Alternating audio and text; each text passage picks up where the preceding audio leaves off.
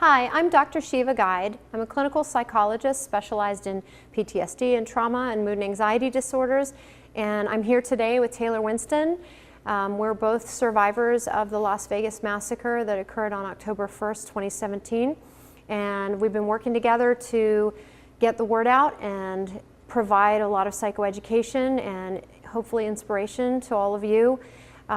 Hopefully you've had a chance to visit our website, route91therapy.com. Also, a book that I've written will be coming out in another week, and I hope that you will take the opportunity after watching some of these videos to read further. There are a lot more details in all of the documents, but since we know that not everybody likes to read, we're putting together some Cliff Note summaries of some of the broad strokes that we wanted to highlight and things that I think might be helpful for all of you. So these are the titles of some of the documents we're pulling some of these highlights from.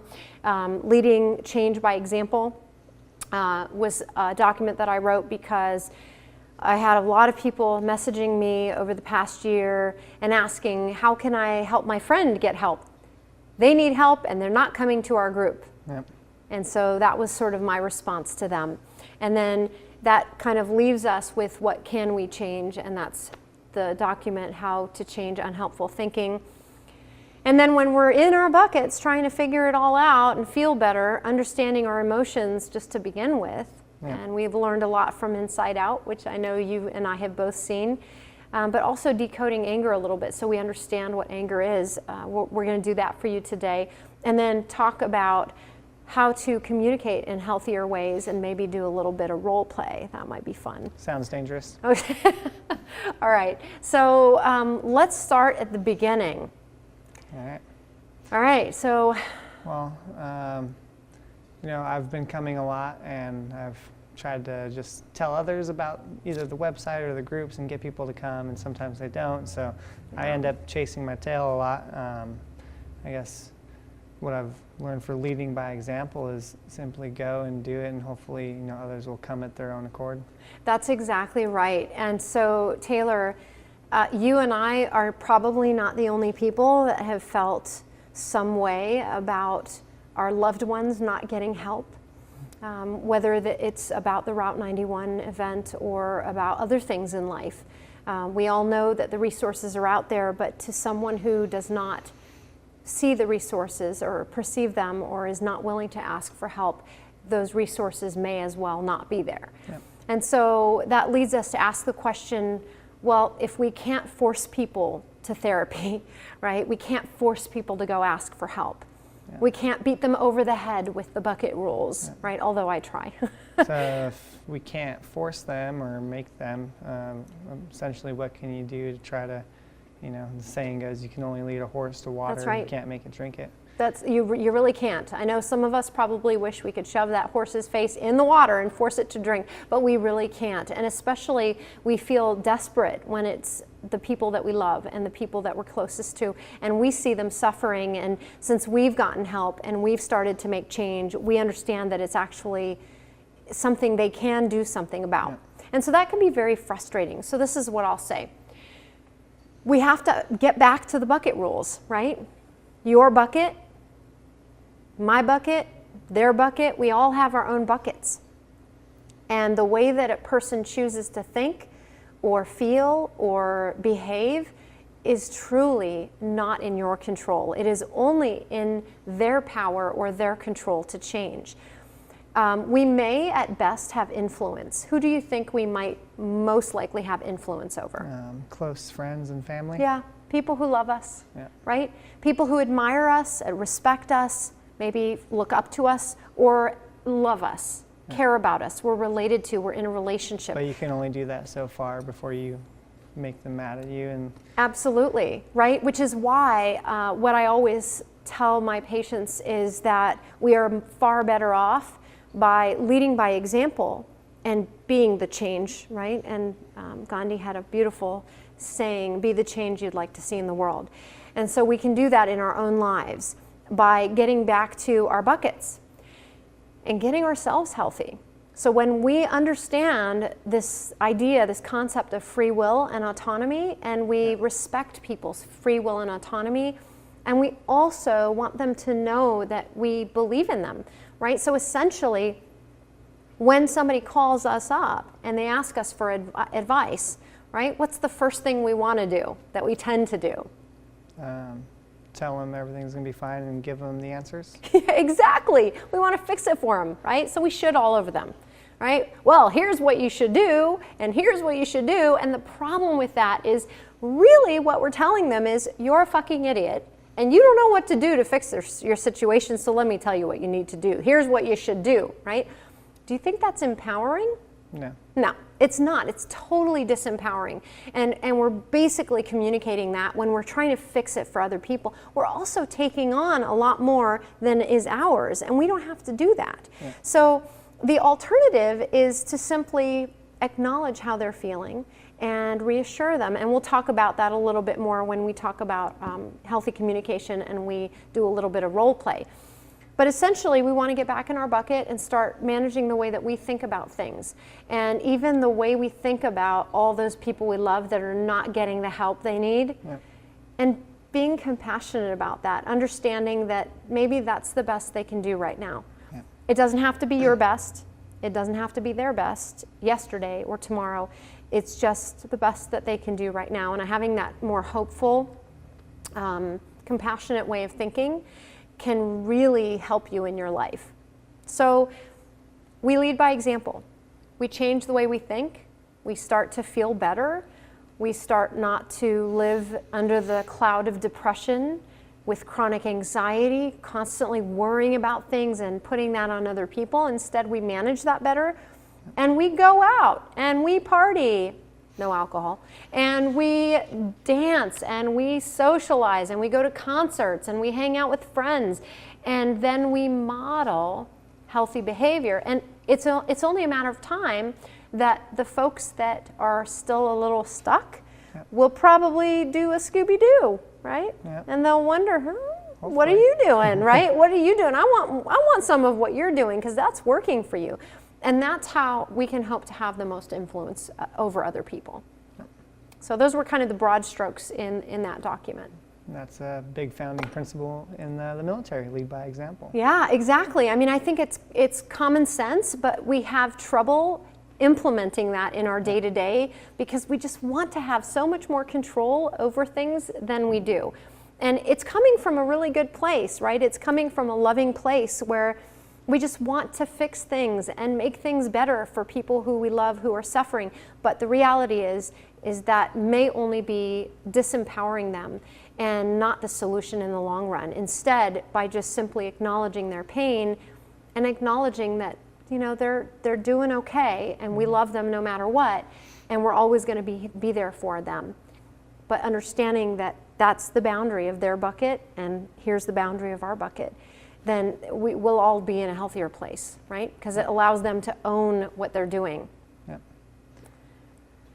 So that leaves us with our buckets, right? Yep. How to change unhelpful thinking. Yeah. It's really hard to do. It's very hard to do. Yeah. We get into these habits of thinking, right, Taylor? Yep. And that thinking about everything, anything, they just become habits. And because they become habits, they become our truths. Which even goes back to catastrophizing things. And absolutely. Just thinking worst case scenarios for everything, or absolutely. Letting all the triggers affect you. And so I guess what is the best way to at least, you know, start trying to change thinking on those things? Absolutely. So when we talk about this bucket thing, what we're really talking about is this cognitive triangle where we have thoughts and feelings and behaviors. And the idea is that these are all interrelated. So our feelings will impact our behaviors and our thoughts will impact our feelings and our behaviors. And so you can see the relationships among these three factors. And this is our bucket right here. Yeah. And so what we can do is we can identify these ways that we think in unhealthy ways. So the three that we talked about in the other video, the overestimating likelihood of a negative outcome, underestimating our ability to cope, the catastrophizing, which you do a lot of, right? You and everybody else. We can engage in those, but there are a whole bunch of other thoughts that just aren't helpful. Things like mind reading. Do you ever do that?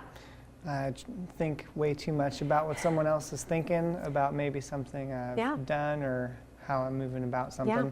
I'd say probably most people do a tremendous amount of jumping to conclusions. That's kind of the broad term under which we see mind reading and fortune telling, right? People with anxiety tend to do a lot of fortune telling. Here's what I think is going to happen. Well, I know what they're thinking about me. No, we don't know any of those things. And so really catching ourselves when we're doing that can be extremely helpful in the long run. We also do things like we focus on the negative and we filter out positives to prove our case, to prove our truth, right? We use label words. Instead of labeling the activity, the behavior, we label the person, right? What a fuck up, instead of, wow, they really fucked up. And that's problematic because it puts us in a box and then there's kind of nowhere to go from there. And it's almost impossible to foster compassion for themselves. And remember, compassion is two sides of the same coin. It is in and of itself the same thing, whether it is compassion for yourself or compassion that you have for other people. So we always want to be working on that. And so the way that we do this is we first of all identify, what is this thought I'm having? Am I fortune telling? Am I mind reading?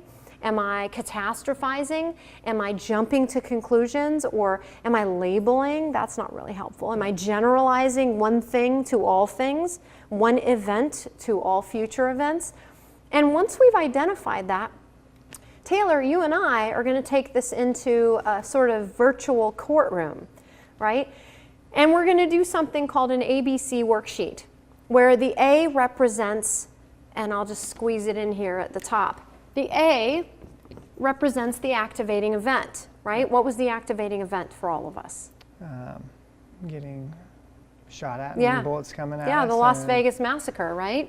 And because of that, it led to B. B stands for the beliefs, the automatic thoughts, the irrational thoughts, the unhelpful thoughts, the thoughts that don't serve us well, just those habitual thoughts that now have become a part of our story. Yeah. The story is something I spend a lot of time with my patients talking about. At the end of the day, the massacre, along with a long list of other traumatic life experiences or triggering events, those things for sleep we called precipitating factors, they really don't matter. All that matters is the story that we tell, right? And that story will then lead to C. And C is called consequences. C stands for the emotional and the behavioral consequences of that story, right? So if you're letting yourself live in a terrible story, you're going to end up developing bad and negative behaviors. That's exactly right. And one of those behaviors, when we have a lot of anxiety, you know very well. Avoiding. Avoiding. Right? Avoiding. Or maybe it's a set of just angry outbursts that you now are in the habit of reacting in that way. So the C, and then once we finish all this, we can add a D, although I kind of do that in a slightly different way with my patients. But that D is where we come back to the story and we tell a different story. And this isn't about changing the story so it invalidates our experience or it minimizes what we've been through.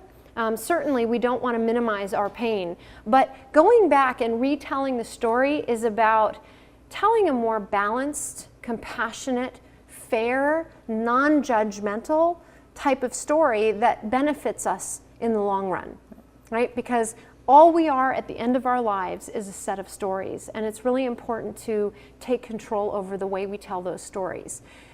Everything else we'll leave behind by the time we're 80, 90, 100, hopefully we'll all live that long. We're just not going to have the same car, the same clothes. Probably a lot of the people in our lives would have passed on, and all we have is our stories, right? If we haven't lost our minds yet. Mm-hmm. So then we go back and we change the story, and once we've changed the story, that enables us to also change those behaviors. And then changing the behaviors, also starting by that exposure that we do, right? That shit we don't want to do list, that can also have give us corrective learning opportunities that help us change the story and the way we think. So this kind of gets back to just what a positive feedback loop the whole thing can become. Right? Does that make sense? That makes a lot of sense. Okay. Moving into the understanding emotions and anger, it all ties together, but I guess... It does. Yeah, so what we're talking about here with the emotions and the anger is the emotional consequences, right? Yeah. Yeah, so and then this unhelpful thinking, what we're really talking about is the B over there. And the healthy communication is getting to also the behavioral consequences. So this pulls it all together. So, do you remember Inside Out? Yeah. What were the primary emotions? All those 5 little emotions that lived in the headquarters. Only watched it once and only remember anger. Not surprising, and that's kind of the go-to for I mean, we're just, men are socialized in our culture, in many cultures, to grab onto anger. And so maybe we'll talk about that first. Anger is a really seductive emotion, isn't it? Yeah, it's tangible. It's tangible. You can grab onto it. You can hurt someone with it. You can hurt yourself with it. It makes you feel productive. It makes you feel powerful and in control. In fact, you've lost control. But it feels a lot more powerful than the emotions that typically underlie them.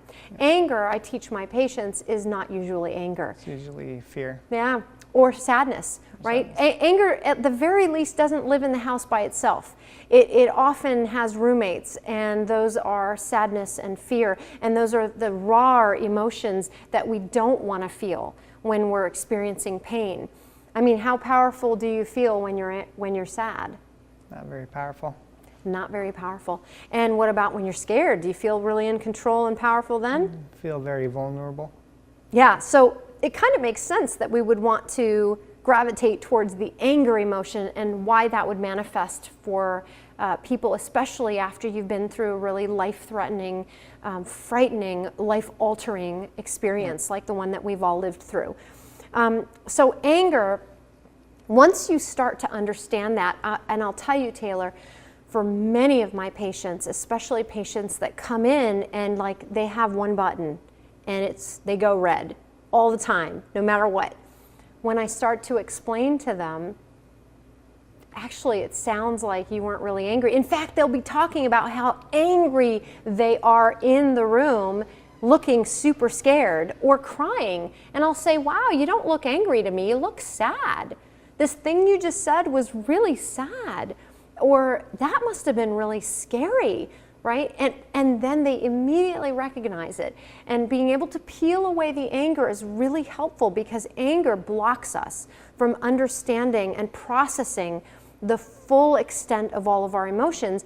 And you learned, and I learned, and Inside Out taught us beautifully that we need all the emotions to be functioning at 100%. What happens when some of them leave the headquarters?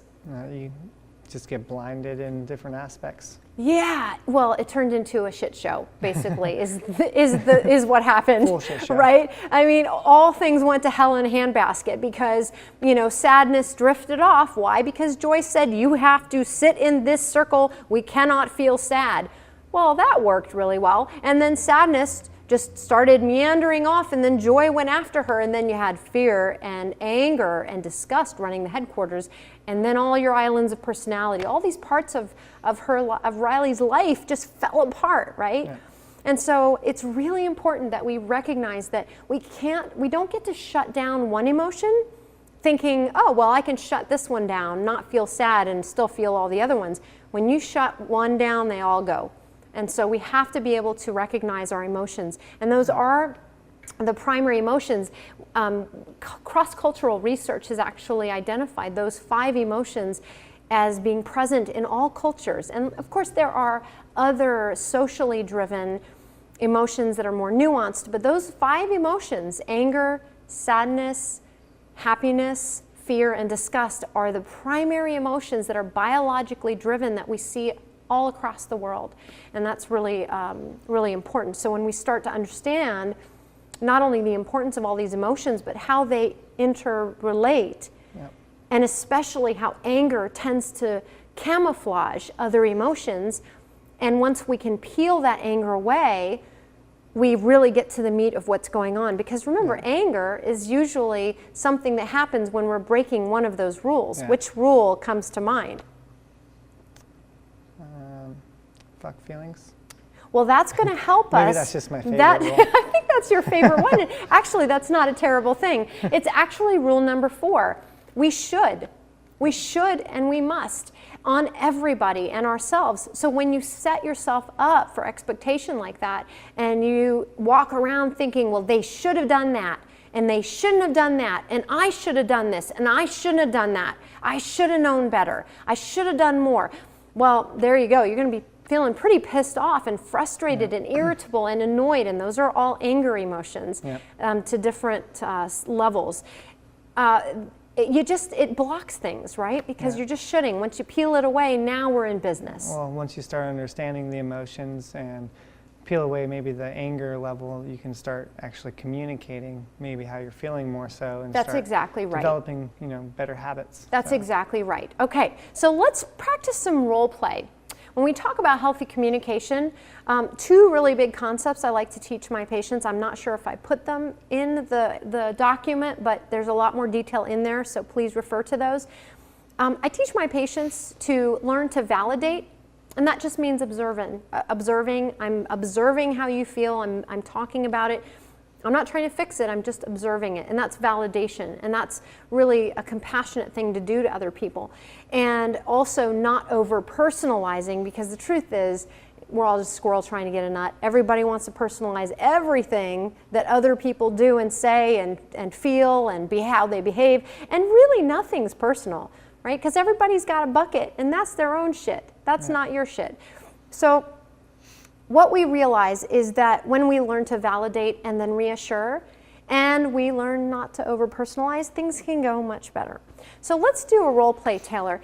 One thing that I heard from many, many people in the community, from the month after to even more recently, even people that are close to them, their spouses, their family members, their coworkers, people that they would expect to be compassionate, and there's the expectation, right? Yeah. I always tell my patients, don't expect everybody to be a psychologist, right? Don't expect everybody you run into to give you the perfect psychologically minded, compassionate, kind, gentle response. Yeah. That's really just not realistic. Well, most people are still just worrying about their own bucket. And that's exactly right. So what I heard from a lot of people, and I know you did too, in fact, you went to a festival shortly after, I forget which one it was, Mexico maybe? That was Crash My Playa. Yeah, and I remember distinctly that you said people came up to you and said, oh, nice acting job, right? Yeah. You guys were a bunch of hired actors. And I know that I've heard from other people in the community who've been approached by strangers even in the parking lot and yelled at for, shame on you using this to get attention, shame on you, this thing never happened. And so let's not kind of use the extreme cases, but let's say you're at a workplace and your coworker, you mentioned something about Route 91 and your coworker is like, oh, you're not over that yet? People are still suffering? Well, how do we respond? I'll tell you how most people responded. Fuck you, you don't understand. You weren't there. That's exactly right. Is that helpful? Absolutely not. No, it's not. It's really not. And I know a lot of my patients will say, yeah, but it feels damn good. Yeah. But the truth is we're not trying to break all human relationships because we need people to be happy. We really do. Happiness is created in the context of having relationships with other humans. So. And I've learned, people have their own stuff they're dealing with on the daily, and it may not be as extreme as something that you may have went through, but to them it is. Absolutely. And, they haven't gone through that, and they're just focused on their shit. Absolutely. And so they're not going to really give you the compassion that you expect from them. That's right. And, they may not be as healthy in their own lives. For instance, to care enough to worry about how you're feeling about something that happened to you a year ago. That's right, and that's just the truth of it. Okay, so who do you want to be? Do you want to be the non-compassionate coworker or a friend, or do you want to be the survivor? One of us will be one of us will be the other. Well, we're both survivors. Let's go. I'll be survivor. Okay, you're the survivor, and I'm going to be... I feel like you're a better instigator. I'll be the not very compassionate. I'll give you, well, I'm just going to be not compassionate, pretend I wasn't a survivor, and I work with you, we're friends, and you're going to have the sort of normal response the first time, and then we're going to practice. So probably good that you're on that side of the house. We're going to practice a better, more effective way of handling a situation like that, right? So let's say we show up, we're in a space, we're chatting, and you say something about not doing really well recently.